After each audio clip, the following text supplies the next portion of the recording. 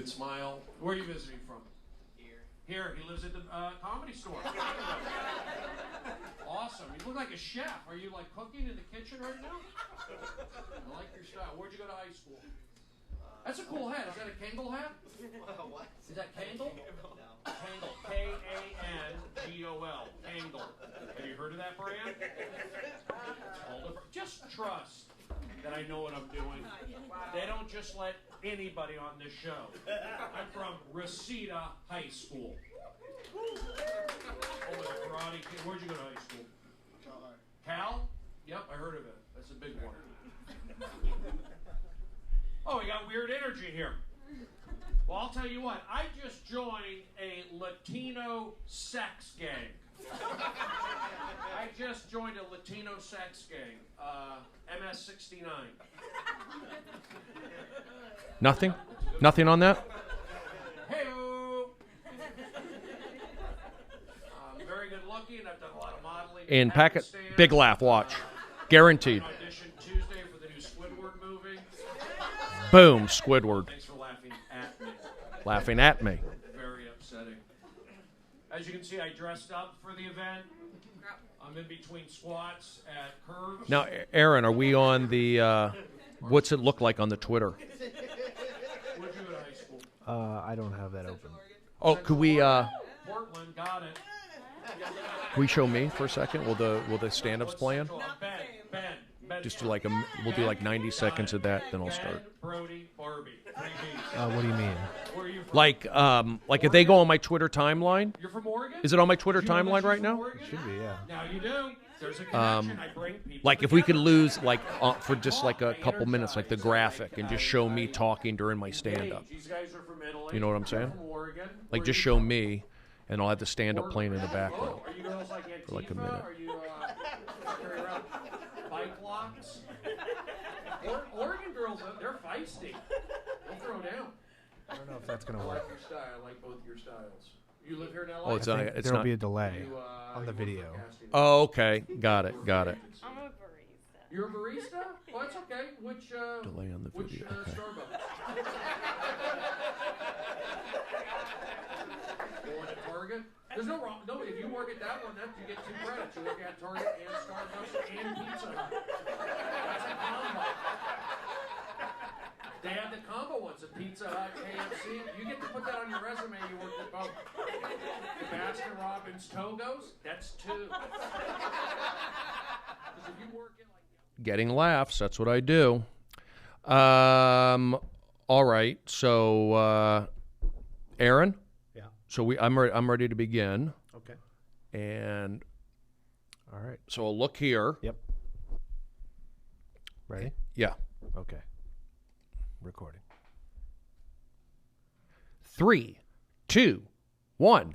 Yes, you got it. Good evening, everybody, and welcome to the Stephen Brody Stevens Festival of Sports here on the All Things Comedy Network in Burbank, California. We are live. It is May 30th, 2018. You're listening to a podcast. You're watching a Twitter. You are witnessing a Periscope. That's what's happening right now on this show. I'm back. Last week I was in Chicago. I was not able to meet you here or there.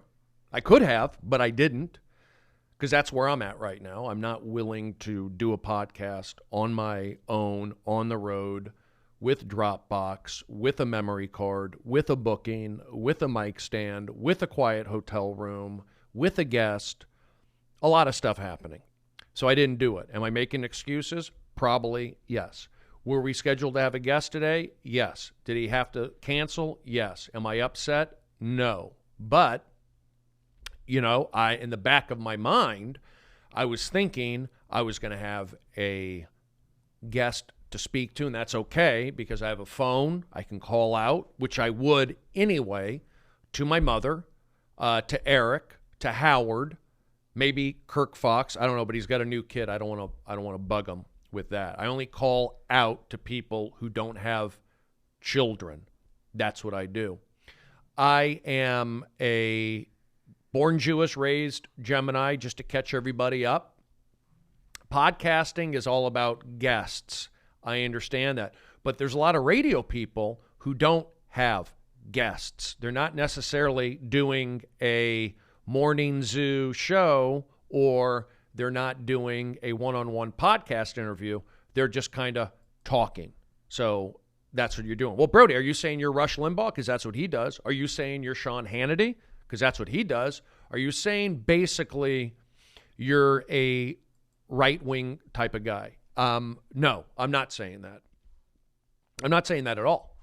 I'm saying that I'm doing what I can do. It feels right. If I can build up an audience, I can continue to do this. But the bottom line is getting guests. Where was I last week? I was in Chicago. Do I have a special? Let's go ahead and relax for a second. Let's go ahead and do that. Hi. Breathing is important. Apple cider vinegar is important. Iodine drops are important. BioSil is important. If you look at my beard, if you look at my arm hair, you will witness growth. You're witnessing it. My nails are not feeling super strong. The BioSil is not totally. I think the reds and the greens actually help me out better, and I need to get on that program again. A scoop of reds, a scoop of greens, because you can't possibly have 5 servings of fruits and 5 servings of vegetables in a 24-hour period. You're not going to do that. You're also probably not going to get the protein from a diet that you should be having. So what do? You supplement. You take a scoop of protein. Boom. There it is. Branch chain amino acids, the building blocks of the human body. Now, you can also say, well, why do I care? Why am I listening? Why? Well, me, Stephen Brody Stevens, tonight, I was asked to do a show at the Comedy Store, 7:45. So I'm in that show. Somehow I booked that show, and people who don't believe in the power of apple cider vinegar and don't want to hear me talking about it, the virtues of apple cider vinegar, they're not on the show. So I just met your objection, and I'm giving you a fact. I believe in apple cider vinegar. I am on a 7:45 show tonight at the Comedy Store. I call that a correlation. Well, that's all you got? Well, no, it's not. I have another show. I'm going to be at Squat Melt for my 8th or 9th performance. It's a respected show. The guy booking it, Howard Kramer, is a respected comedian and podcaster, and for him to give me the okay to perform at his show, I can go up there and ruin it with no laughs or outlandish behavior or controversial segments and topics. But no. So I'm at that show. I'm at that one. So that's for iodine drops. How did you get that show, Brody? I think once I started taking iodine drops, if you look at when I began taking iodine drops and the beginning of Squat Melt, I think they lined up. Let's go ahead and check the receipts on when I started taking iodine drops. Let's see if it correlates with Squat Melt. Okay, well, that's cool. You're talking about apple cider vinegar and iodine drops. Great, thank you. You're performing in a small show while the sun's still out, and then you're in a back alley. I'm not into it.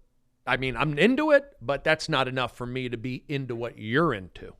Okay, well, at 11:45, I go back to the Comedy Store and close out the main room with anywhere, I think I'm closing it out, with anywhere from 30 minutes to 45 minutes of mic time. And it depends on who's in the booth. I may go even longer, but I'm rusty. I haven't performed for probably a week now. That's what I do. That's positive energy. That's visualization. That's posture. That's pushing. That's believing. So I got those 3 spots. I'm not a top guy. I'm not in the comedy Illuminati. I'm not a gatekeeper of any sort. I'm just chugging along, minding my own business, getting laughs. Why would these comedians put me on their shows if I wasn't funny? And I'm not saying I am. I don't think I am. If I thought I was funny, I would have been doing comedy when I was 18 or 19 or 20. I didn't start until I was 23 when I was done playing baseball. Again, and I repeat, I did not pursue comedy. Laughter chose me. That's the way I look at it. So I have to, deal with hate, and I get it. I get it. But it's different for me in the sense that if you are, I'm a performer, I want to do this, I want to play Madison Square Garden, I'm Teflon, I believe, I'm this, negative comments or trolls or what have you, you're not going to notice. You're going to have your fans because you're normal. You weren't picked on. You say you were, but you really weren't. I'm talking about the guy who's confident. I'm talking about the performer. This is what I want. I'm driven. Well, you didn't play baseball. You weren't picked on. You didn't vandalize a dollhouse in Sacramento. You weren't born Jewish, raised Gemini. These weren't your specifications. Was for me. So, yes, it's not easy to deal with considered being funny. I can't tell you how many people, not recently, but would say to me, I don't know why you're not more famous. I don't know why you're not more than what you are. I don't know why because I don't get booked. I'm not specific enough. That's what it is. I'm not conservative enough. I'm not alpha male enough. I'm not alternative enough. I'm not sports enough. I'm not Jewish enough. I'm Gemini enough. That's what I am. I'm not podcast enough.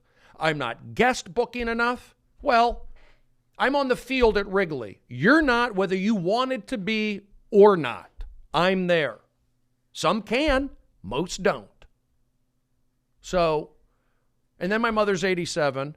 I go down there and help her out. So the deal is, yes, when I get trolled or I get attacked, it doesn't feel good. And I just have to build up my strength.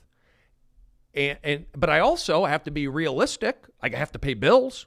I do have to. And maybe I should have a Patreon account. Maybe I should sell more merchandise. Maybe I need to get my soundboard up there. Maybe I have to book more guests. I don't know. But if I'm told to be somewhere, I'm there. I do my warm-up gigs, I'm there. I was never late at Chelsea. Never. Best damn sports show late because they moved the times around. I was never late at midnight. I did my job. I'm late for a comedy set at the Comedy Store once in a blue moon. So I show up. I show up for the podcast. I show up for baseball. But none of that matters. None of that matters. And I'll tell you what. You want to address the elephant in the room on this podcast, Festival of Friendship, with Stephen Brody Stevens. Yes. Apple cider vinegar, coffee, didn't have 5 hour. The brain fog, you could say, Brody, you're animated, you're into it, you sound good, you're speaking well, your posture. You must be on some ultimate clean 5 hour energy. And I would say I'm not.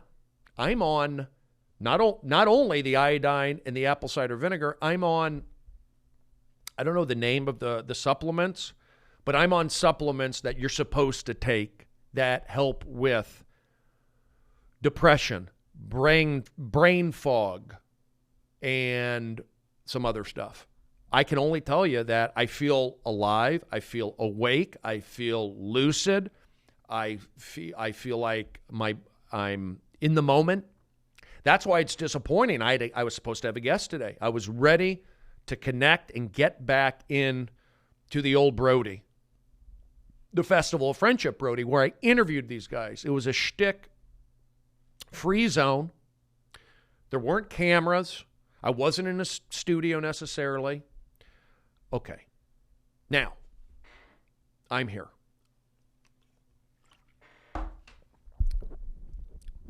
See, people, here's the thing. You want to talk about Roseanne? We'll talk about Roseanne. How I feel. And maybe I'm wrong. Here's what I see.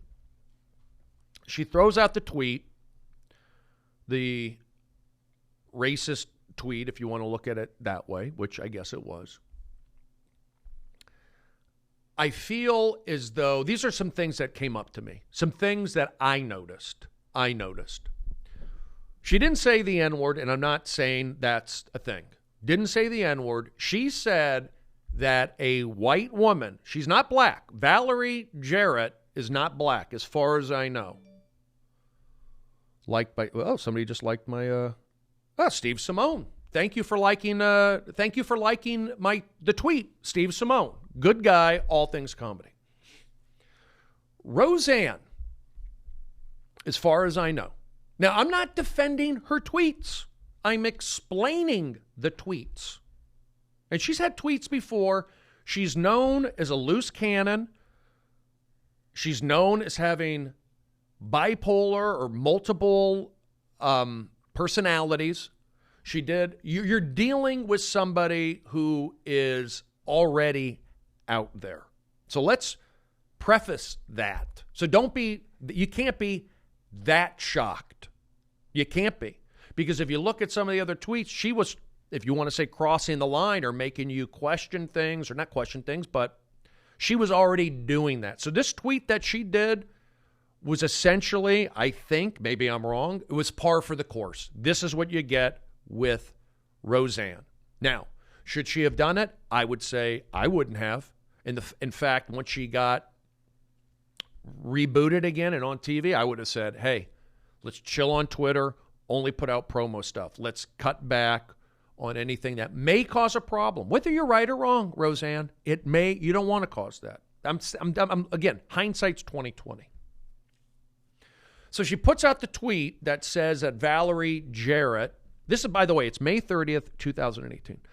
Year of the dog, middle of the Gemini. I'll tell you what, I'm year of the dog. Every 12 years, I was born in 70. So every 12 years is year of the dog. 1970, year of the dog, my birth. 1982, year of the dog. 1994, year of the dog. 2006, year of the dog. 2018, year of the dog, in the middle of me being a Gemini. I would say trust my instincts. I would say let's go with the guy who has actual experience of having people freak out over tweets, has an actual experience of going off a med cold turkey like Lexapro. I've never taken Ambien. I don't take sleep pills. I take a sleep aid occasionally. You know, you get over the counter. I mean, you can get them at 99-cent store. But I took Lexapro essentially, and I'm not comparing Lexapro to Ambien, but going off Lexapro, I mean, it can like open your mind up. If you're not ready, you will get that surfboard and ride the wave of mania. And I did that. My mind was open. People weren't ready for it. That's what happened with me. And I wasn't putting out controversial tweets, racist tweets. I was putting out, F you. You were mean to me. Now I'm doing TMZ and good things are happening. So you were wrong. I was right. So I did a lot of that. And I was saying like F you to people who weren't nice to me. Now, why was I saying that? I think it was a combination of people telling me to celebrate, me having new experiences. Also, traveling. If you watch my show, it was a perfect storm of what I went through.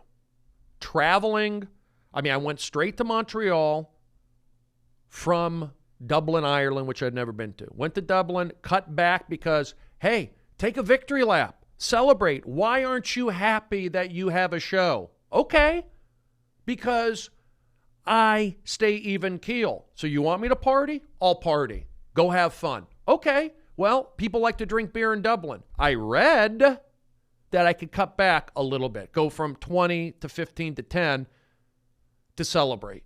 So that's what I did. And I went to Ireland, and I had beer, and I had good shows, and I enjoyed myself, and nobody said anything like, this guy's out of control. He's not showing up. That happened. Then I go straight to Montreal. And I felt good. And then I was hit with the flu, I think due to withdrawals. That's the hard thing, getting off these pills. I don't want to go in the whole big pharma and all that sort of thing. But getting off the med, you have to be careful. Again, I'm not defending Roseanne. I'm saying, because she had the Ambien, I'm saying I was on Lexapro. I stopped taking it. I got sick. I didn't stop cold turkey. I tapered. Then I got sick. Given antibiotic Z-Pack in Canada, cleared it up, cleared my head. I'm feeling good. I'm feeling normal. But no. People are going, hey, what's wrong with you? You seem to be something else. Well, I come back. I had good shows. Montreal was fun. I was talking a lot like I'm doing now. Somebody could walk in here, observe, and go, this guy's manic. This guy's talking with his hands. He's wearing glasses. Are his eyes bloodshot? He's got a hat on. Does he have a pimple on his forehead? I mean, I don't know. Is he wearing Crocs? Is he wearing shorts? Is he wearing a Joe Morgan t-shirt with African-American t-shirt? Am I allowed to wear this shirt? Nobody wants to listen to Brody. I can relate to Kanye, and I can I can relate to Roseanne, but nobody wants to listen to Brody. Just push him off to the side because I'm an incel. There, I said it. I went there. Involuntarily celibate. Let that sink in. But I'm not going to hurt anybody. That's what they think you're going to do. They think, are you going to hurt somebody? No, I'm not going to hurt somebody. I'm going to defend myself. Well, Brody, you front kicked the guy at the Comedy Store. Yeah, he was drunk, and he was talking too much, and he approached me, so he got drop kicked. Well, what about the guy in 7-Eleven? Well, the guy in 7-Eleven couldn't handle it. I offered him free beer. I offered him free protein shakes, and then he got triggered. Well, what happened in Starbucks? I walk into Starbucks, and these frickin' actors, again, if you're watching me right now doing my podcast, you would go, this guy's an a-hole, this guy's out of control, he has a nasal drip, he's gangly extremities, I can see it all. If you're going to put that energy out, and you guys are telling me to celebrate, I am going to say something. Sorry. Did you play Division I baseball? Well, you're a little actor. I'm an actor too. I was in The Hangover and I was just on TMZ. Don't give me your negative energy. But here's the thing. You do pick up on it. They put you on meds so you have a little buffer and you go with it. You go off the med and you see things for what they really are. And that scares Hollywood. That scares society. And that's just a fact. So the guy, I had a run-in at that Starbucks with this frickin' actor. I can pick up energy. Then I go to the other Starbucks, and I'm being nice to this guy on a frickin' keyboard who's writing a script, and he was an arrogant prick. So I called him out, and that got me in trouble. But not arrested, detained. So those are two, I just explained Starbucks, number one. I got a frickin' actor guy and his girlfriend or chick giving me attitude because I'm feeling good about myself. You're not supposed to feel good about yourself. So then I go another time to the other Starbucks, and this guy's on his laptop, and he's not being friendly. Here's a situation, and that freaked out my friends. That freaked out my friends, and they were calling me. They were upset. I go, I'm fine. And then I said, why don't you leave me alone? I got a gun. I don't know why I said I had a gun. didn't have a gun. I knew maybe me saying a gun would trigger them, and it did. It triggered them. And they all had to call the cops instead of knocking on my door, are you okay? Let's call the cops. Brody's out of control. So now you have people from Venice. You have, I'm going to say it, liberal types. This is the police. You said you had a gun on Twitter. I'm a comedian. Oh, are you going to hurt yourself? Why would I hurt myself? I was just on TMZ. Listen, do you have any sharp objects? I just booked a special. So you just can't do anything. And then I saw the cop, they weren't very friendly because that's just how it is. So you call the cops on me. Now I get cop behavior.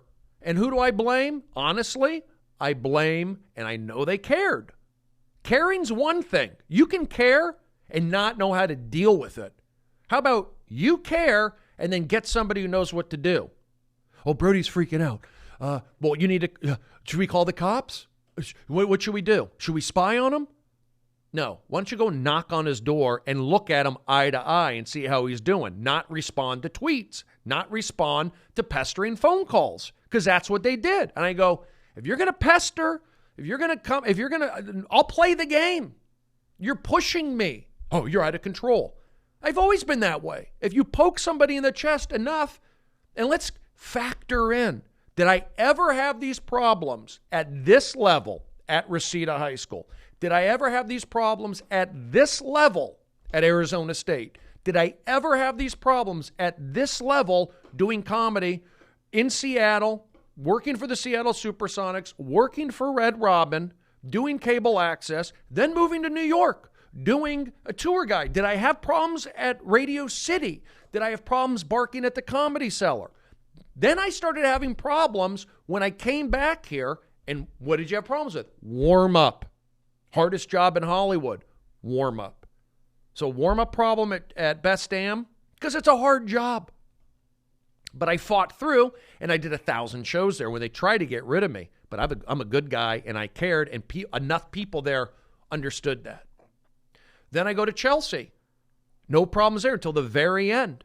The bottom line is my issues are with these, I guess, I don't want to say liberal, but sensitive Hollywood types who didn't play Division I sports, and they only know how to handle things by putting their nervous energy on me. You're going to put your nervous energy on me, I'm going to give it back to you. That's not because I'm a jerk. That's just because of what I am. You have to look at the situation. Now, Roseanne, she said she was on Ambien. Ambien causes you to do that. She types it. Did she say it? Did she walk up? Did she say it on stage? Did she say it to somebody in person? Did she put it on video and say it? She did it on Twitter. I'm not defending it. But it's not your mouth. It's your thumbs, and it's a device. Or you're talking into, I don't know. But essentially, those are people who read the tweets or even watch a video. We'll say tweets because that's what it was. You're getting upset at AI.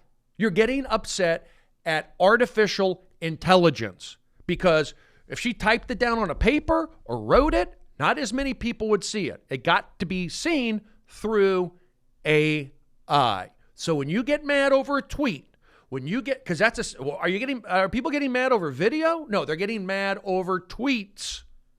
So you're getting upset with AI. Now, if you're getting road rage and all that, that's another thing. I'm saying that's another thing. I'm not talking about road rage. I'm talking about tweet rage. So that's the way I feel about it. Roseanne. And then you're going to say, she taught, again, before, she's always said that she was multiple personalities. So if you're getting mad at Roseanne, you're getting mad at disabled people is what you're doing. Then so not only are you getting mad at somebody who's mentally ill, you're getting mad at artificial intelligence. So now you're getting mad at all that. And to me, that shows that you're unhinged. And I should know about it because I'm Jewish, I'm white, I'm Gemini, I'm a male, I was raised by women, I see it. It's just not healthy. And I'm a barometer. I'm a reflective barometer. If you notice, I haven't worked out, exercise for probably 6 months. I haven't done a Junior Jam musical treat because I don't want to. I don't want to put my energy, my good energy out in this universe and have it just be dissipate. And I know it won't, but also just, and maybe going to Chicago, I don't know, but even Chicago is strange. I'm trying to get back into rock and roll music. But do you know how difficult it is now? I'm not going to listen to Foo Fighters. I don't think it's healthy. Even if you don't like the president, it's just not healthy. It's not, I wouldn't want to put that out in the universe. So Dave Grohl, who I like, who lives in my valley. Remember, Dave Grohl lives in Encino, my valley. Dave Grohl married a girl from the valley. That's a fact. So Dave, I like you. I'm into it. I like your stuff. But, and here's the other thing. Maybe I'm listening to too much Alex Jones. You're seeing me like this. Who knows? I don't know. I can't tell you. Oh, Alex Jones is crazy. Well, you know what? He has people on the show that are on KFI. As long as the guests on Alex Jones are on KFI, I'm going to listen. Do you want to listen to KFI at midnight? Or do you want to listen to the same guy on the Alex Jones show at 1 in the afternoon? That's what I'll do. It's a time thing. The same guys on Coast to Coast with George Norrie are the same guys who are on Alex's Jones show, InfoWars. Not them all, not all of them, but enough. But I'm the bad guy.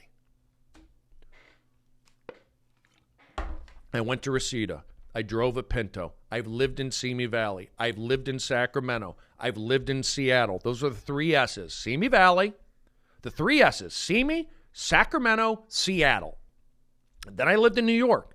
I've been all over the country, and I still think the same way I'm thinking.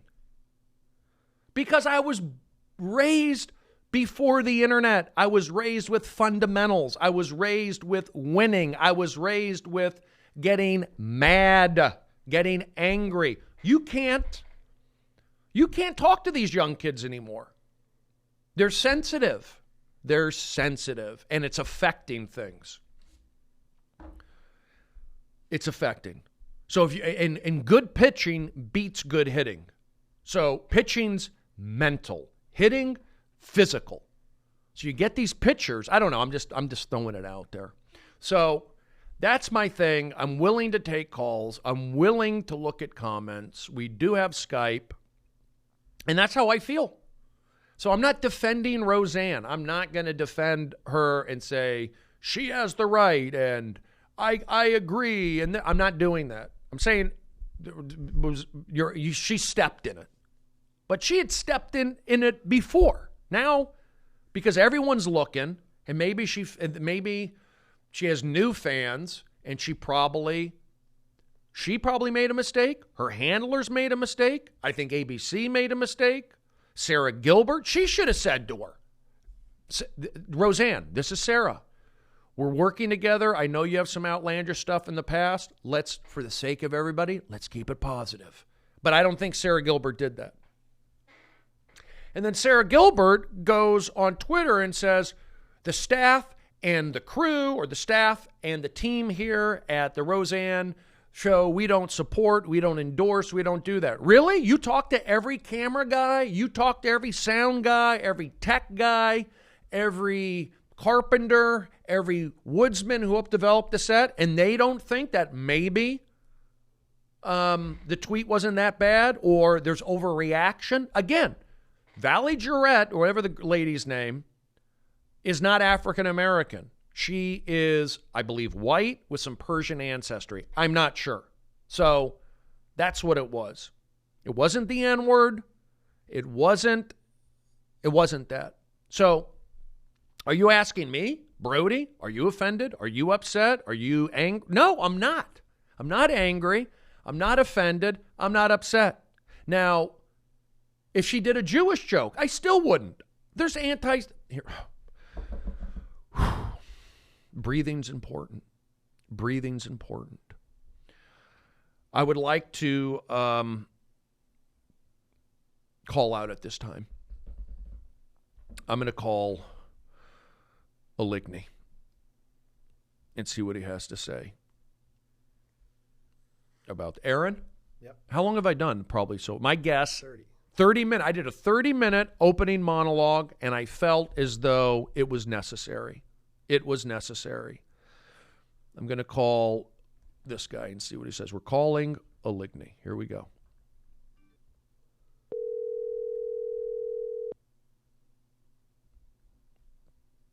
Eric Oligny, who's now booking shows on the road. See if he picks up.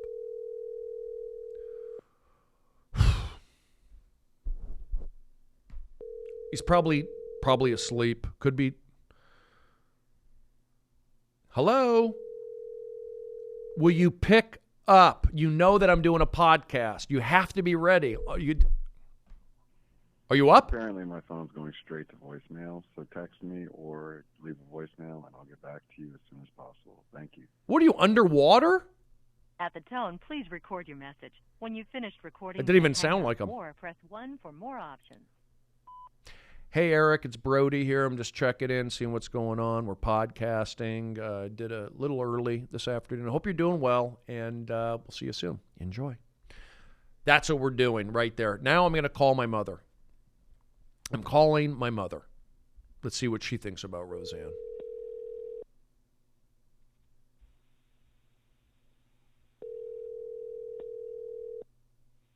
I'm calling my mother.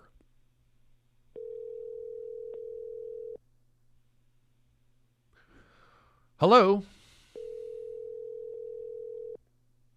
I'm calling my mother. No one is available to take your call. Please leave a message after the tone.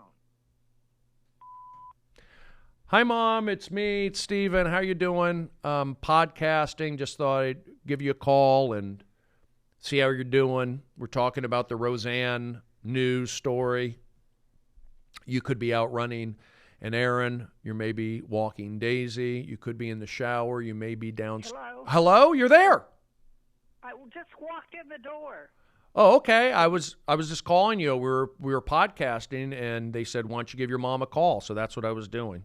I just walked in the door. I'm not even in yet. We just had an earthquake here, though. What? You just had an earthquake?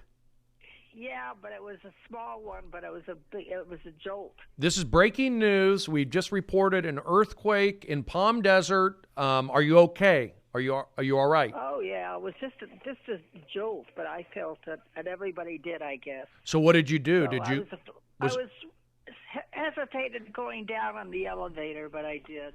You used an elevator after an earthquake. Well, it wasn't that bad. The earthquake wasn't bad. And Daisy felt it, I think, because she ran to the door. She did? Yeah, well, I don't know if she felt it. They say you do. It was just a jolt. Is it on the news?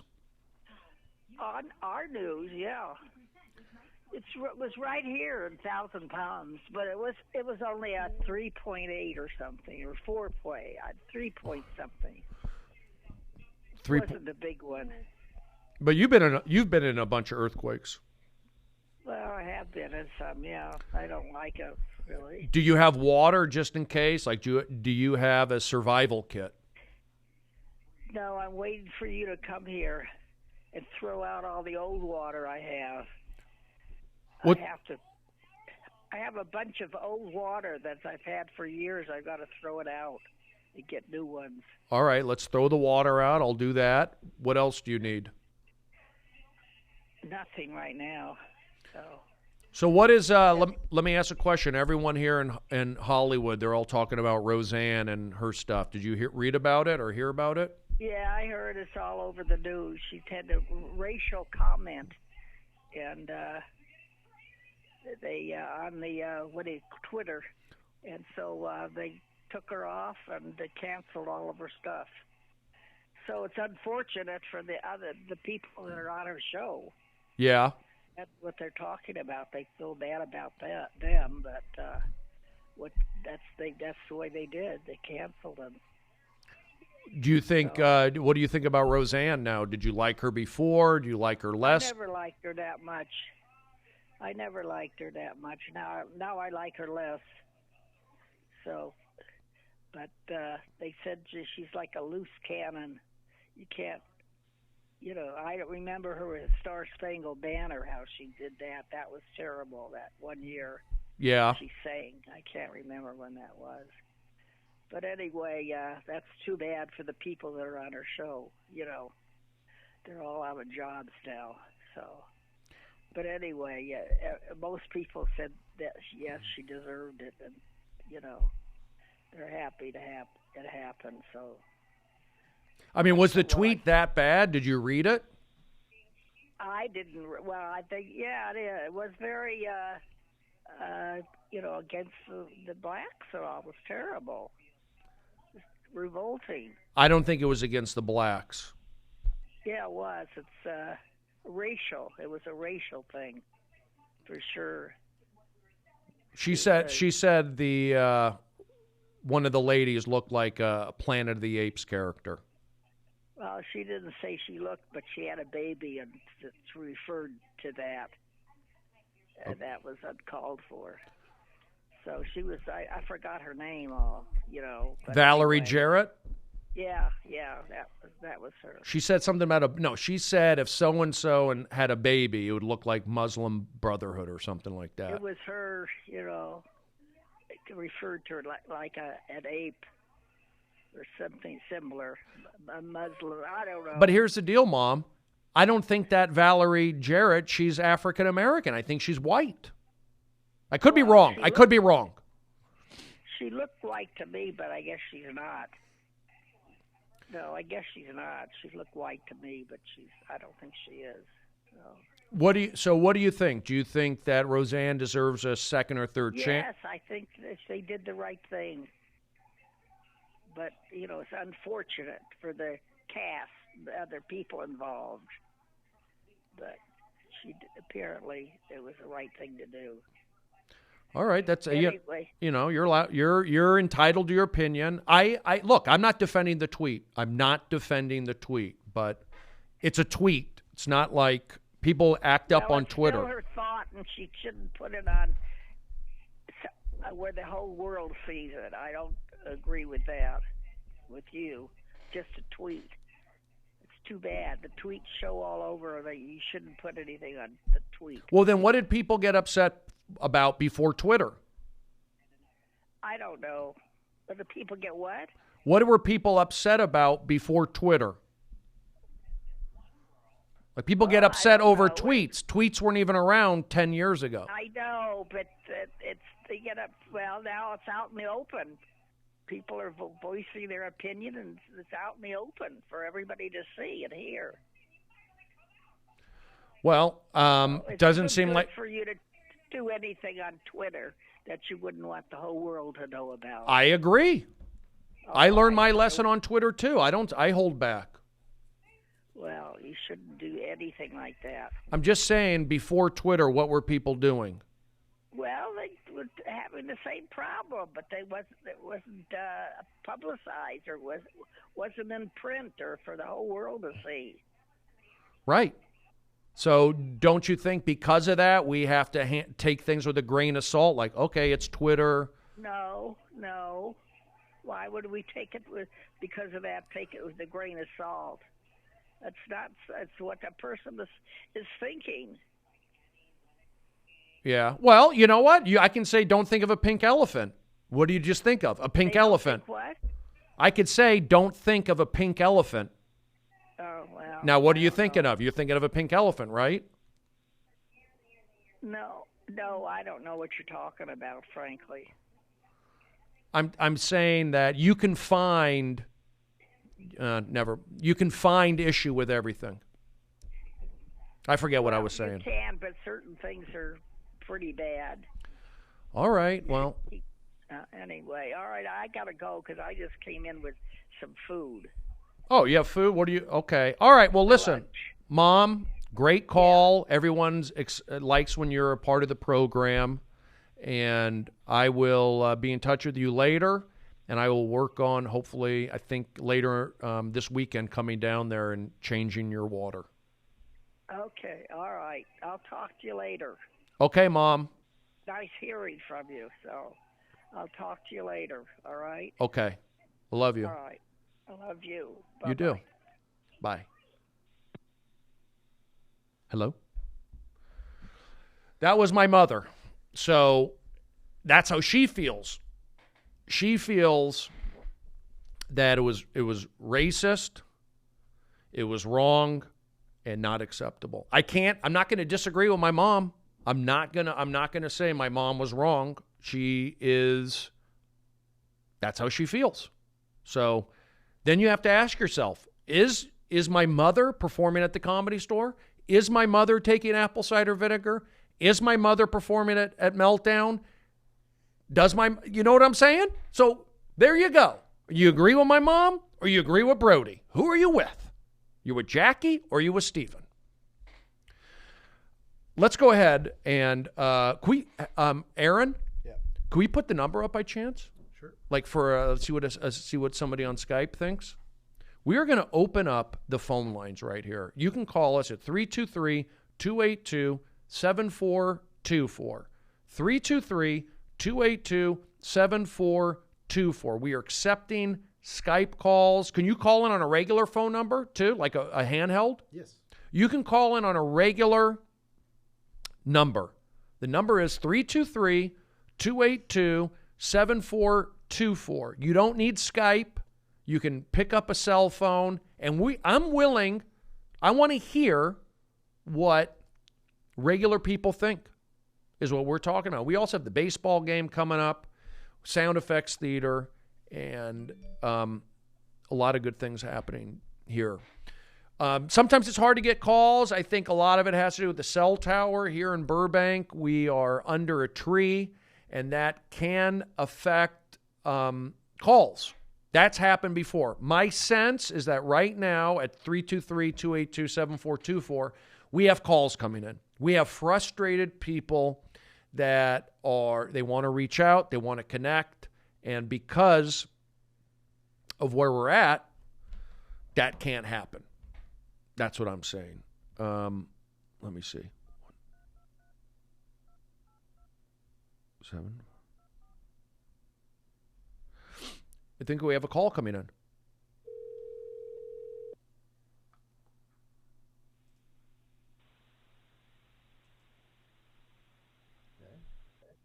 Hello? Hello? Hi, this is the Brody. Hi, this is the Brody. Yes, it is. Yes, it is. Hi, I just want to talk I just want to talk about Roseanne. Roseanne. Okay. Okay. What's your question? What's your question? Well, Well, my name is James my name is James from Reseda. from Reseda. Oh, I'm from Reseda. I'm from Reseda. I don't know you. I don't know you. We have an actual caller. Oh, we have an Oh, actual? we have an actual?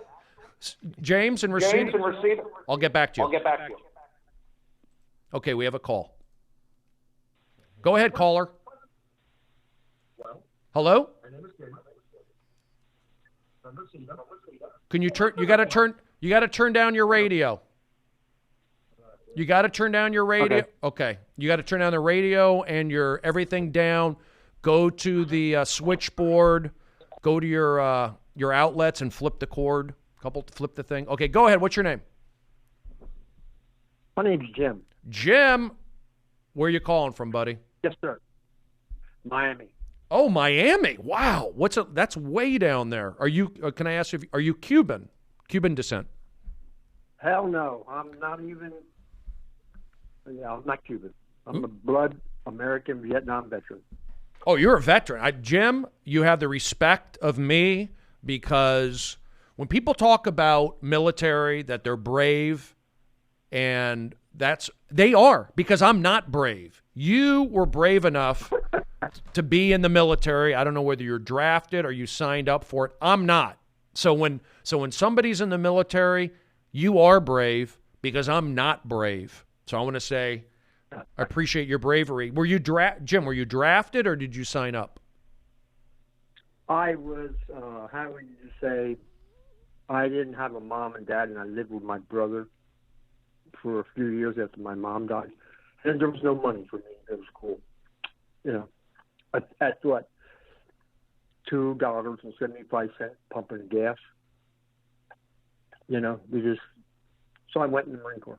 So you joined the Marines for finances, essentially? Like you were living with your brother, your parents were gone, and you just needed the money? Yeah. Well, I always wanted to join the Marines. And I couldn't find a good job with a telephone company or Florida Power and Light or anything like that. So, because I was too young. I went 3 months out of high school, You went into the Marines. Now, let me ask, 3 months out of high school. Yeah. Did you have any other dreams to be like a race car driver, to be an astronaut, to go on in college, or did you think like this is what I am? I'm American, and I'm. Yeah. I didn't really have any dreams, but the love at my time was, besides women, was motorcycles. So after I came home from Vietnam, I was really bored. I did some skydiving, and I did some motorcycle racing. Oh, motorcycle racing. Then I got married. Yeah. Do you feel that your time? Did you feel that your time in the military? Did you go over to Vietnam? Yes. Okay, I don't. I don't need to. I don't want to go into. It's a very personal story, I'm sure. So I don't want to go into. What went on over there. Do you? So when you came back, was it? How did that affect you? Did it affect you in a bad way? Did it affect you in a good way? Because we hear stories about our vets that they have some issues. Did you go through some of those issues after Vietnam? Well, I avoided speaking about my duty that I performed for the United States because of all the negativity. I just didn't say anything for years. I was married twice, and I finally told my second wife. And then 38 years later, I went to the VA and said, I got a problem. I just don't like being here anymore. So I ended up becoming 100% with PTSD that I had since 1970. And I didn't know it. And I had issues. Go ahead. You had issues. And that stemmed from your time over there, I'm sure, in Vietnam, maybe time even before growing up, losing your parents. It's not easy. Yeah, it could be. Yeah. So you came back. Now, how is has the VA been good for you? We hear negative stories how veterans, they're not getting the help they need to get. Is that something you can speak to? Yeah, I can speak about it, but yeah, let me put it this way. It was helter-skelter in 96. You would go in for an appointment, and you'd wait all day, and they'd tell you to come back tomorrow. Now, they send you emails of your next appointment. They send you emails when you fill a prescription for you. And you have private messaging to your primary care doctor, plus other things. Support for suicide prevention, all that. It's so much better than what it was when I began. So it is better since when you began? Yes. Yeah. Oh, yeah. So that's surprising. That's not what I expected. I expect you to say that, they tell you they're going to email you, they don't email you. So you're saying that it is better with the technology and following up and looking after you guys a little more. Absolutely. It is maybe 200% better than what it was. Wow. They don't even notify you. They just send you an email saying, your medicine's been refilled. It should be mailed today. So that's cool. It's been good, and it's been good since 1996, is what you're saying? Or are you saying or is this a more recent development? More recent, in the last 5 years. Oh, the last 5 years. Okay, that's good. That's good. I think that's a positive. It is. Now, who's responsible for that? Is that a government thing? Was that President Obama? Was that President Trump? Was that the VA stepping up, or is this just rare, or is it just happen to be the VA down in Miami where you're at does a better job? I can't answer for that. Okay. You know, they needed people that weren't just a number. And you know what I mean? It just, you know, they needed somebody that cared what they did. Right. So you're saying the VA needs people, caring people? Or are you saying that the VA they need to have people there who don't treat you like a number? They treat you like a person. Is that what you're saying they're working on now? I would say so, and they also are working on that it's not just a job; it's a privilege to help us. Exactly. That's going like way out of the way, you know. But I like that. It is we have to take care of our military, our soldiers, and I know that's an issue across the board. Now, let me ask the positives. Are you doing better now? Are you feeling better? Oh yeah, I'm feeling better. I get 100%. So I had dental. I've had a hernia operation, a double hernia, a hip operation there. And everybody says, well, the VA's terrible for this and that. Well, it all depends how you view it. So I would never have this kind of medical treatment unless I had gone to Vietnam. Right. Let me. It's funny. I was taking Uber last week or a couple weeks ago, and there was a Air Force veteran who got in the car who actually knew my comedy. He saw me at a comedy show, but that was just kind of a connection there. But he was a Air Force veteran, African-American kid. I would say kid. He was probably like in his maybe 30 by now. And he was retired because he suffered an injury. And he said that the VA does a good job. They take care of him also. So he talked about how he has health care for the rest of his life because he was injured in combat. And he seemed to have a really good attitude about it. So there are success stories out there. You know, it's not always negative. There are some, speaking with you can tell like, hey, you're appreciative for what the VA's done, and there are good people working there. Yeah, well, like there was a thing about Utah Medical Clinic, and I think by the pictures there was shit all over them, you know, used cups and, you know, towels on the floor. Oh, I heard about that. Like yeah. Casting room. Yeah, that was recent too. Yeah. It looked like a casting room, like, you know, when you break something, they put a cast on you. Yeah. But it still should be clean. Yeah, that was gross. I saw that. So you're down in Miami. You utilize the VA down there in South Florida? Yep. And the rooms are clean? No, I understand. It's clean? Oh, yeah. Okay, good. Oh, yeah. Okay. Now, West Palm Beach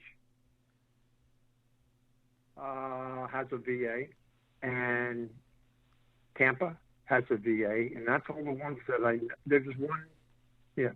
That's all I know about personally, and they're clean. They're great. People are nice, you know. That's good to hear. Now, let me ask, Jim, so what do? You have some PTSD. Are you doing therapy, or are there you know, things that you work on diet? Do you work on meditation? How have you see? Is it medication? Is it what do you think? Because you sound pretty healthy. You sound pretty positive, and you say I think you're feeling better. Yeah. Well, I am a master in Taekwondo. Whoa! Didn't see that coming. Yeah. And I have a black belt in Aikido, which is what Steven Seagal does. Great actor, Steven Seagal. Yeah, but all those, you know, torture movements. So where did you learn the martial arts? Was this after Vietnam? Oh yeah.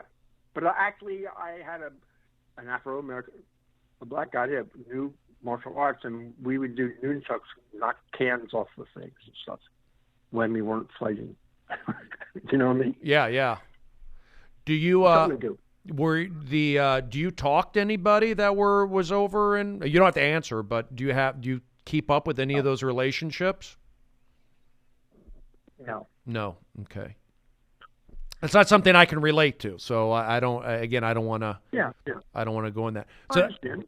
So that's pretty cool. So martial arts, that has to help with your psyche, your mental health, right? Because martial arts is very mental. It's very meditative at times, and it's keeps you occupied. Exercise is important. Mental exercise is important. Staying busy is important. Being competitive, I guess, is important. And exercise. Yeah. Now, let me put it this way. I was raised way different than the kids today. I respected, I didn't get in trouble. And my brother was a Marine. So I looked up to him all the time, and I think I acted like he acted, with respect, courage, whatever. And I don't think I didn't need martial arts any time in my life because I already had that from the Marine Corps. I like you. It was instilled to you at a young age by your brother. Yeah, which is good. Yeah. I feel like I didn't have an older brother. I don't have a brother. Didn't have a younger brother. Didn't have an older brother. I had my father until I was 27, but my parents are divorced. But there is something to say about having a male figure in your life, especially somebody back in the day, even so, when, yes, fundamentals and basic, respect and respect of others, respect of your elders, respect of authority. That these kids don't have that today. They don't have the respect. They're not, they take it out of the school. You don't have the Pledge of Allegiance. You're a football coach. You can't yell at the kids or you're crazy. So, and then we're seeing a breakdown in society. Everything's racist. Everything's wrong. Everything's the end of the world. And it's like these people, it's like a guy like you and myself, we're a little bit older. We were around before the internet, so you see something that angers you now. What do? You go on Twitter. You go on Facebook. You go put out a video. You go on YouTube. Back in the day, you saw something like that. You either you dealt with it, you internalized it, or you let it roll off your back. Yeah, you just ate it, internalized it. Because it didn't really affect you because of the communications. Now, I'm a big fan of the internet, but I got off of Facebook after this thing with Mark Zuckerberg and the Congress and all that. And then I find out the VA, it used to be you needed a doctor's certification to get into a person's records. Guess what? You can get in anybody's record now. You can, yeah. You go online. They have these investigative sites. You pay $20. Boom! I can get your DMV stuff. I can find out where you became a black belt. I can check on your motorcycles. Yeah. I can find out. Jim, you called her. I have all your information. No, I'm kidding. Yeah, probably. Let me ask. So I like it. You're good. I didn't expect this call. It's good. Meaning that I think we don't talk enough about how there's suicide with our vets and how there's PTSD. They talk about it, they say, but if you really look at the numbers, I think on average there's 22 vets that commit suicide every day. I mean, that's a real issue. Yes, we're having problems in schools and we're having Roseanne with her racist tweets, but I think that with mental illness, I think taking with the drugs, I think we really need to look after those in the military, take care of them because they took care of us. And, you're going over there. I couldn't do it.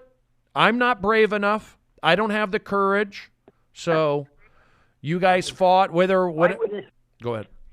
I went in the Marine Corps on Friday, September 13th, 1968. That's my sister's birthday, by the way. She was 3. The day you joined the military, September 13th, 1968, my sister turned 3. That's a connection. Yeah, that's cool. But if Friday the 13th, holy shit, that was a mistake. That's You know funny. what I mean? Yeah, you don't want to make any decisions on Friday the 13th. You might want to wait till Saturday or do it on Thursday. Yeah. So, well, you're definitely not a Monday. Yeah. Well, you're laughing about it. You seem like you got a good attitude, and I appreciate you calling in. How'd you find out? How do you find out about the show here? Facebook Live. Oh, we're on Facebook Live right now? No. Periscope. Periscope. Gotcha. Yeah, we're on Periscope. You do Periscope? You watch a lot of the live streaming from different people? Well, I'm a Microsoft trained technician, but I couldn't find a job making the money I was making running my lawn business. You got I spent 16 years. Go ahead. Well, I was going to say, Jim, you are a Renaissance man. Motorcycles, military, martial arts. Those are the 3 M's. Military, motorcycles, martial arts. Microsoft, there's another M. Your lawn. Right. I mean, that's 5. That's 5. And then you're on Periscope. That's 6. You're calling in. That's 7. You got a good attitude. That's 8. There's so many. You do a lot of stuff. Actually, yeah, I'm not as physical because of my hip. But I used to run 5 miles a day. And you're a runner. What can't you do? Be, yeah. What can't you do is what I'm interested in. Stop what's happening with the world. It's not just America. It's not with the blacks. It's not the whites. It's really the internet's problem. The internet's a problem? Yeah. It's a problem with the internet. Yeah, the internet definitely spreads information, and if you're looking at your computer screen and that's all you're in, it kind of will get into your soul. It's like the ghost in the machine. We're mind melting with these devices, and I feel like if you know that, you can make changes. But a lot of these kids, they're so into it, they don't know it. And yeah, I think it's a global thing. I think what you're getting at, what I'm at is, I support America. I feel like a healthy America, a strong America, we can definitely help out other people. Now, people say, "Oh, USA is always butting their noses into people's other countries' business." You know what? Maybe we did.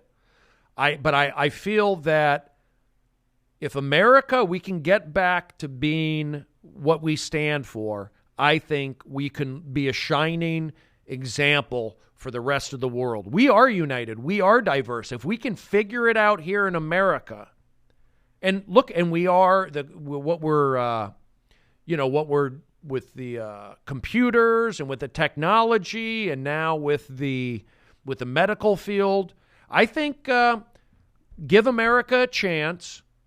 Be proud in your name. It's like back in the day, they used to say, think globally, act locally. I'm okay with that, because people talk about, globalism. We don't want a one world issue. There's a lot of people who say that. But I feel like if we all take care of ourselves in our countries, we can respect and learn from each other. But that maybe I'm just being very Pollyannish about this. Like it's a Pandora's box. It's open. There's no way putting the toothpaste back into the can. Well, in a way, that's true. Unless you take the internet away from us, then And I don't know what would happen, but it would be terrible. Or restricted. You know what I'm saying? It should be left alone. Just try to control the social media a little bit, and the porn, and just everything. Well, just way out of control. You might want think twice on the porn. No, I'm kidding. I would I would say that social media is more, the internet, yes, is good and bad, but I would say specifically social media at this point where we're at with it, there's definitely more negatives than positive. Internet, okay, we'll say 60-40 positive over negative. Social media, I think we can agree across the board that it's 95% bad. Yeah. And hopefully we can, as a country, and we can learn from this. And we're still a young country, and technology is still new, and hopefully we'll get through this. But Jim, I want to say thank you for calling. I appreciate it, and I'll be thinking of you. And it's good to know. It's good to know that the VA is taking care of you guys down there in Florida. In 2002, I bought my first Apple product, which was that 15-inch on a gooseneck. And ever since then, I've purchased a lot of Apple equipment. Yep. I've had five iMacs. Just over the years, they won't even work on them after 5 years. All right. So now the internet is good to me because I can tell my Apple Watch or ask my Apple Watch just about any simple questions, and it'll tell me. And I signed up for a heart study that Apple's doing, whether they're doing it or they're supplying information to another person or company. But I'm sending data every day to this heart thing because of my Apple Watch. All I had to do is wear it. And what do you think I'm not worried about them tracking me? I'm not worried about them tracking me on the watch. They already know where I'm at with my phone. So that's a positive. You're saying like, hey, there's technology right there. I'm using Apple. It's helping me. So there are some positives, and that's not social media. That's technology. Now, my grandson was like, I had him since he was born until he went to school, and my granddaughter after that. But I always taught him how to play on an iPad.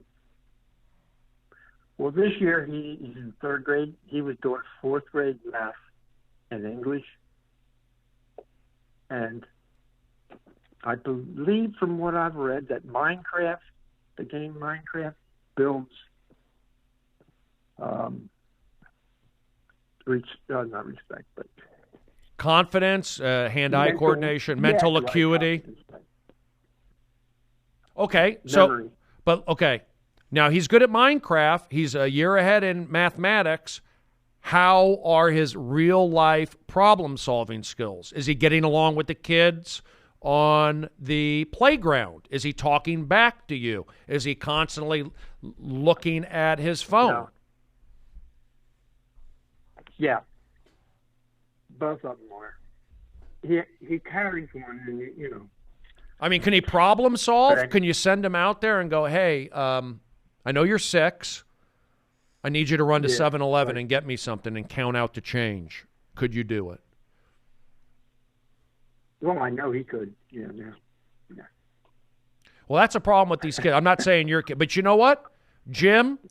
If he's lucky that he has you as a grandfather, so I know that you'll teach him what's right and what's wrong. And that's the thing. You had an older brother. You are a grandfather. I didn't have a grandfather. I think things would have been different in my life if I had a grandfather, if I had a brother, and if I had a guy like Jim in my life to teach us martial arts. I appreciate that, really. And motorcycling. Actually, I have 2 Harleys right now. Wow. You're a success story. Well, you know, I think people are going to remember you from this show. yeah. Wait, I'm getting a call. All right, Jim. I gotta take this call. Are you there, Jim? Yeah, I'm here. Roseanne, I'm sorry to see that. Oh my God, I was so upset it almost killed me. Wait, You know why? Why? Because I almost laughed to death. You almost laughed at I that. almost laughed to death. I'm glad. Now, Jim, can you hold on real quick? Eric, can you hear me? Yeah, I can hear you. Jim, can you hear Eric? I sure can. Eric, can you hear Jim? Not at all. Jim, can you say something? No? I hear him Yeah. faintly. I've watched you, Steve. Okay. All right. Well, listen, Jim, I'm going to go talk to Eric. Eric was also in the military. Eric is from Florida. So, yeah, Jim, Eric, I'm talking to Jim. Jim deals with the VA, and they've helped him out. He's a veteran. He went to Vietnam. He's a good guy, and we've just been talking to him. Eric, I know you have some military, so I'm going to ask your opinion. But since you two can't hear each other that well, I'm going to say, Jim, thanks a lot. I really appreciate your call, and I know that my listeners and the viewers appreciate what you brought to the show today. Well, what you're doing. You're making continuity. Thanks, Jim from Virginia. Thanks, Jim. He's not from Virginia. He's from Florida. All right, Jim. He said he was VA. Thanks, Steve. See you later. VA Veterans Association. All right, Jim. Thank you. Now, Eric, you're back. What's up, Brody?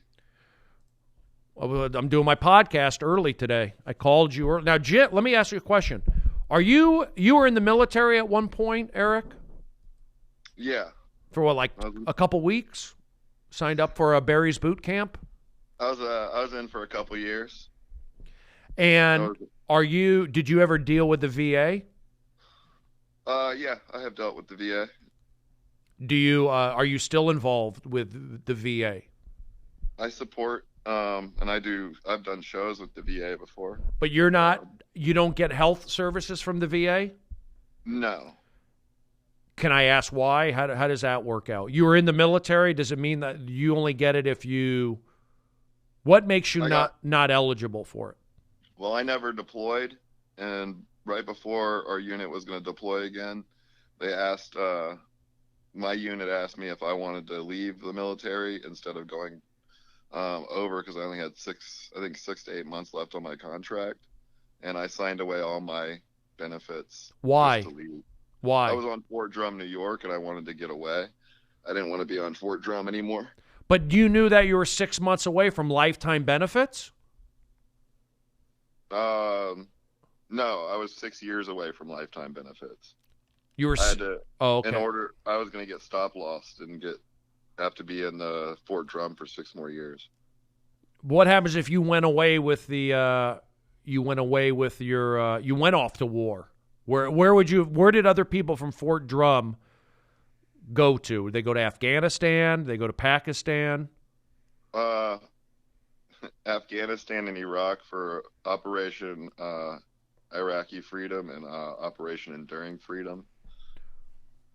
So you were close to being in that. It was like either a yes or a no. I'm going to be in it, or I want to stay back and then do my own thing. What was with that situation? Yeah, actually, May 31st of 2007, I lost my best friend over in Iraq. Matt Dean. That's the reason I do comedy, actually, is when I went through all that, he was one of the reasons I wanted to go out and do something better with my life, because he was young and a good dude, and he was hit by a sniper in Lutifia, Iraq. Tomorrow is the anniversary of 11 years since it happened. Very emotional day here on the Festival of Sports with Stephen Brody Stevens. So he was a friend you met at Fort Drum, or is he a? No, actually, when in the Army, they have you in what's called a battle buddy system, and so when you go into the Army, you're put with a person that you're supposed to be with for your entire career. Uh-huh. And Matt was that person in my unit that they put me with. And we got separated at Fort Drum, which we're really not supposed to be. The military's supposed to keep us together. Like brother and sister, and brother and sister. Right. It's similar. It's a way so you have somebody who you know throughout your time. Right. Throughout your first contract. And so Matt was that guy, and we got split up, and then while I was on drum, he was in Iraq. I was training on rear detachment, and and so he ended up deploying to Iraq a lot. I ended up never deploying, and the rest is history. And now we remember him every year, and he's got a really great thing in Pembroke, Massachusetts, where they honor him every year. And how come you didn't go? You joined the military. You're at Fort Drum, and isn't it funny? Like, I'm a drummer. You're at Fort Drum, and I'm known as a country drummer. Well, I was put into Unit 425, which was in Afghanistan when I first got there. Okay. And they decided to keep me on rear detachment, which is a training unit. Basically, the rear detachment, you just train soldiers that are coming in. I got a hernia during that time, and then in the actual second chance to deploy, I got a hernia and had to stay back and get medical. How many hernias did you have? I had 2. 2 hernias? Yeah, because lifting those heavy artillery rounds. They're 90 pounds. They're 90-pound rounds. So, like, I got one of them just lifting one round of artillery. I could see that. So you had the hernia. Did they do the surgery for you? Yeah, I had a civilian doctor do it. And who paid for it? The Army. The Army did pay for it? Yeah. Mm-hmm. Wow. Do you suffer from anything? Do you think you have PTSD for what you did at Fort Drum? You talk about how they would send you out there in freezing temperatures with no warmth. Was that a hazing? I had Jim on, who you just on. He went to Vietnam. He had some PTSD. He's had some issues. Are your issues anywhere near what Jim went through, who went to Vietnam? There's no comparison to going to war and not especially going to Vietnam. It's a much different war than what we're going through. Much respect to Jim. That's all. Vietnam's a different story. My dad didn't talk about being in Nam for 20 plus 30 years before he started talking about stories that happened with him. Oh, really? Because Jim told us everything. Yeah, it seems like the later, the more time moves on, the more they can talk about it. No, he didn't talk about it, and I didn't ask him about it. I wouldn't do that. Yeah, it's hard for them. Vietnam was not an easy time for soldiers. He seems to be doing okay. This guy takes martial arts. He sounds healthier than me, and he's 100. I don't think he's 100. I would say he's probably close to 70. Why would you? Okay. Why would you call a Vietnam vet 100 and take a shot at him? Are you one of those guys who spit on him when they came back from Vietnam, Eric? My girlfriend gives me bad advice and through text message. How about thanks, Jazz? What did she say through the text message? She said, "I love Jim. He's a 100-year-old veteran." She said that, or you said that? She said that to me in a text message. So what is going on with you two? You and this new girl that you're with, you're attacking Vietnam vets. You think that's cool? I mean, if you thought the Roseanne tweets were out of line, you're attacking a veteran. I'm sorry, Jim. He can't hear you. He doesn't have his hearing aids in. Let me ask, how was the Comedy Store this weekend? I wasn't there. It's been pretty interesting doing the Argus thing. We got 4 episodes in the can, and that many? Yeah, but it's a work in progress. We're trying to get it to where we can do it all live. It's pretty fun. It's been going well, the Argus Hamilton show? Yeah, it's been developing well, and we got some things in place. Who have you had on so far, the 4 shows? Who were some of your guests? All right, so we were supposed to have you on, but you went to Chicago, so we ended up replacing you with Tate Fletcher. How did he do? He was awesome. He was really funny. Luke Schwartz and Stuart Thompson, who were also really good. Erica Rhodes and Sandro Yocolano. Nice. With Tate, you're friends with him? Yeah, Tate's a really good guy. We had a run in on a podcast, Tate and myself. Oh yeah, the Punch Drunk Sports podcast. Yeah. Yeah, I heard about that. Are you guys friends now? It's friendly, but it was like not cool. It was I thought it was not cool. It was like, I don't know. I'm fine. I'm friends. I'm okay. But I also feel that it was like a bull. It was I was basically being bullied. It wasn't very nice. You don't do that.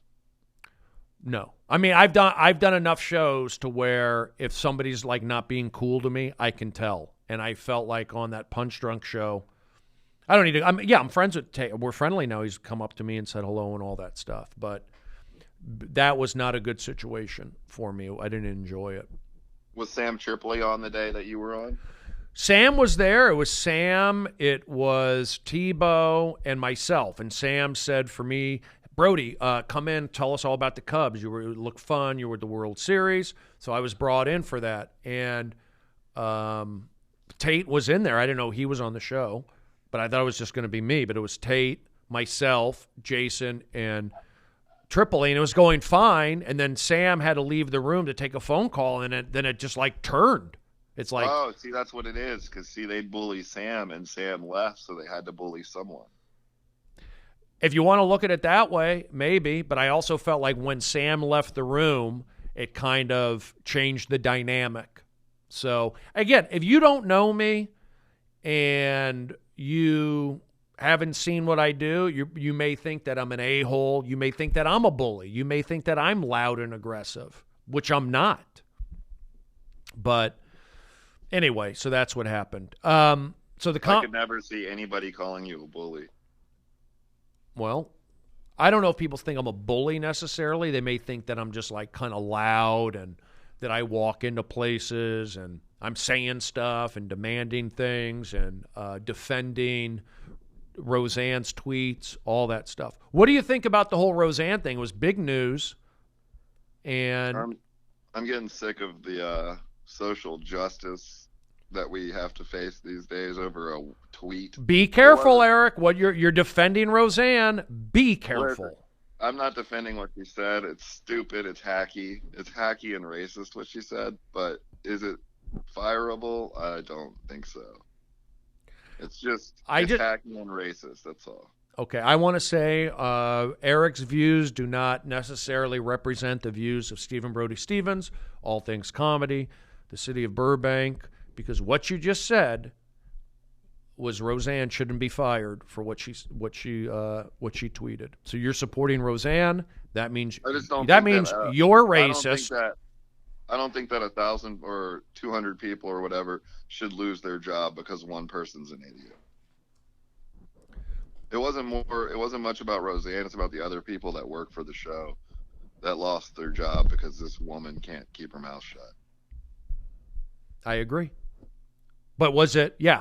So do you think that Roseanne deserves a second chance? Do you think that she shouldn't have been fired? Do you think that she's racist? But you seem to think like I like what you're saying. You're saying, look, probably a racist tweet. It was a tweet, but it's almost like they're creating a situation.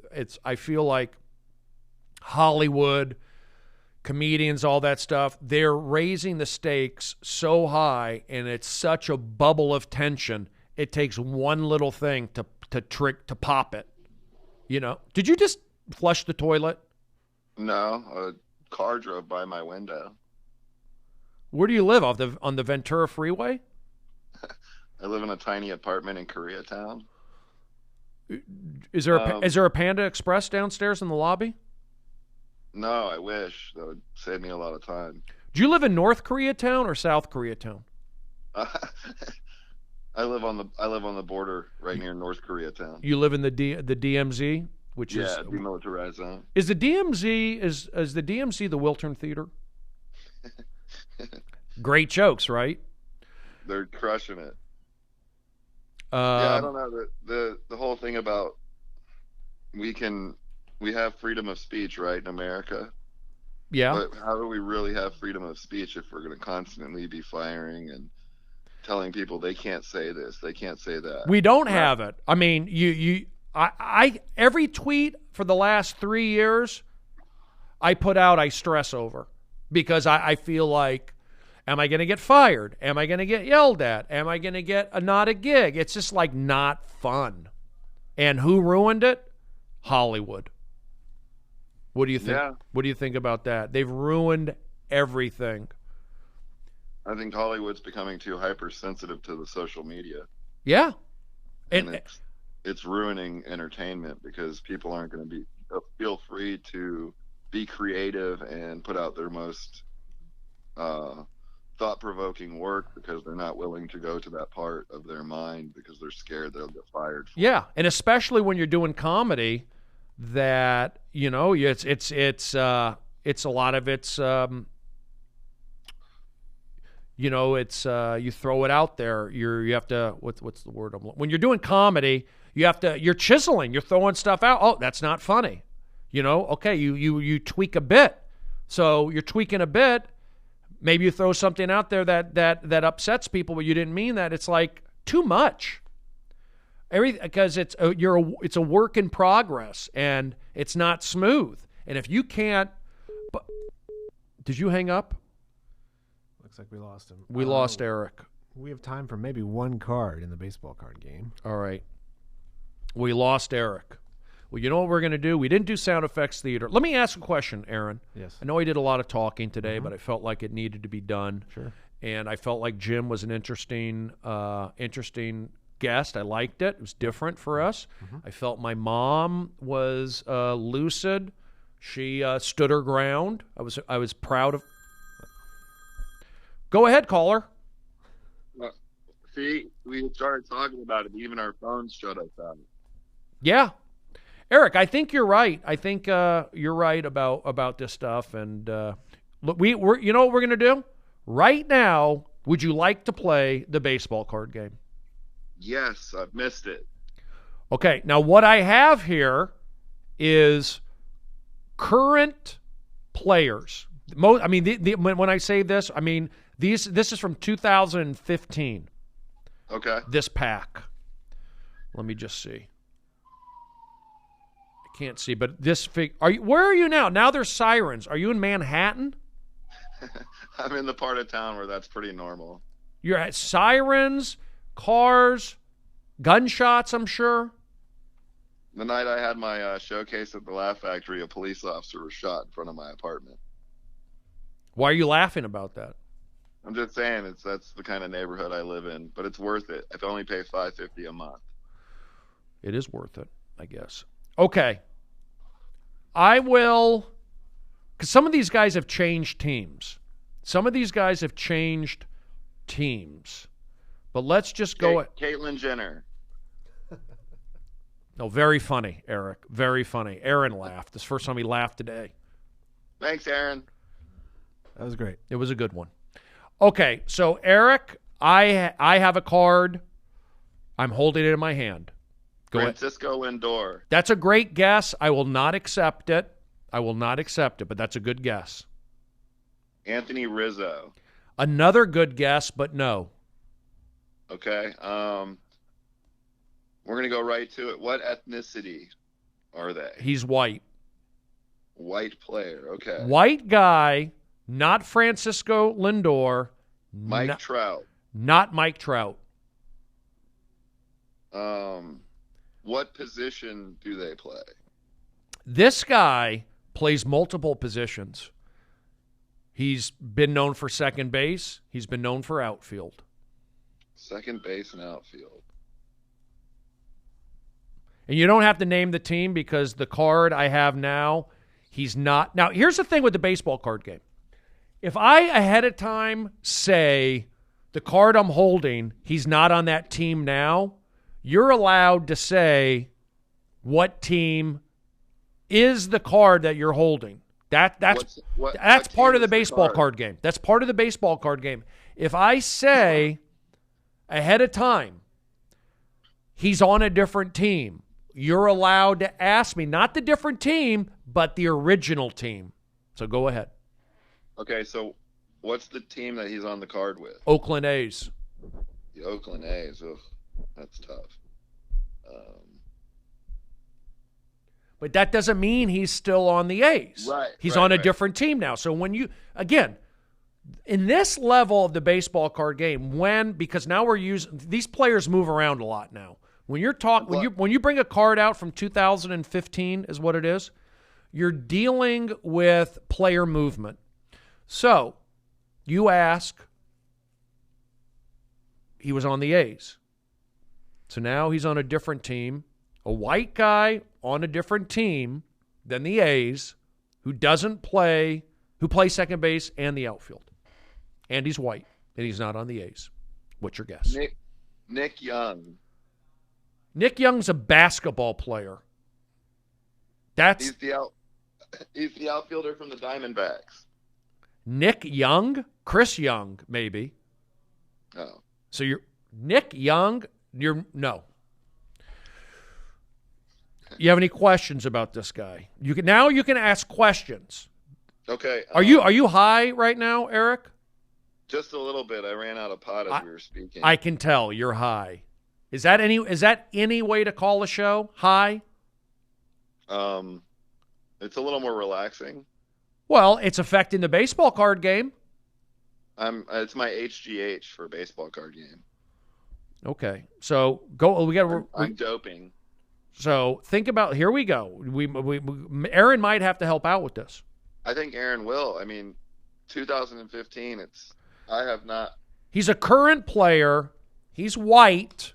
He plays second base. He plays the outfield. He's not on the A's. Okay. You can ask me questions. Okay, what's his initials?